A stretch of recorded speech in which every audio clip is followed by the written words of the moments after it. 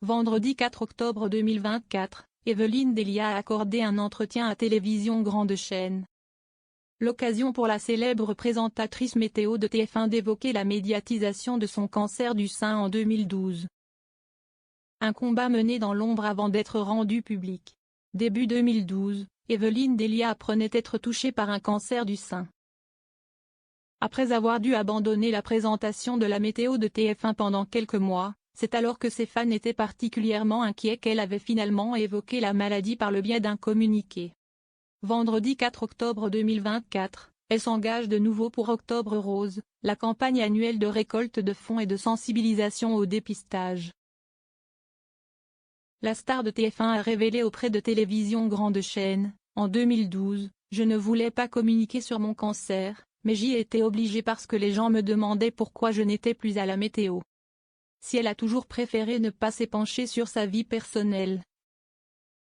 Celle qui n'est pas prête de prendre sa retraite a fait savoir qu'elle s'était engagée à délivrer un message de prévention quand des médecins lui ont dit qu'elle pouvait jouer un rôle et sauver des vies.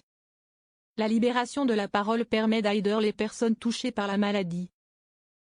Quand je suis revenue à l'antenne en septembre 2012 puis que j'ai fini par enlever ma perruque, des femmes m'ont dit « On l'a fait en même temps que vous », a-t-elle ajouté. Evelyne Delia, j'ai tout de suite été dans la combativité.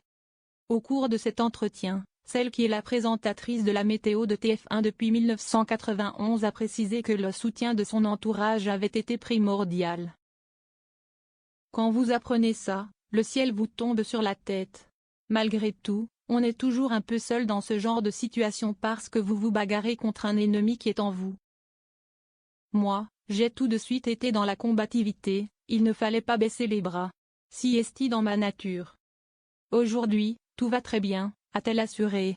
Evelyne Delia a également eu la chance d'avoir le soutien de son employeur, qui l'a beaucoup accompagnée. Quand je faisais de la radiothérapie, je faisais les rayons tôt le matin puis, j'allais travailler. Si est important de revenir au travail quand on le peut. Si est une échappatoire et une façon de repartir dans la vie, a-t-elle ajouté. Samedi 30 septembre 2023, sur le plateau de C'est l'Hebdo, sur France 5, la présentatrice avait déjà indiqué que TF1 l'avait énormément protégée lorsqu'elle se battait contre la maladie. L'équipe m'a dit, si est toi qui décides, tu en parles ou non. Et nous avons fait un communiqué de presse commun pour dire que j'avais un problème de santé, s'était-elle rappelée.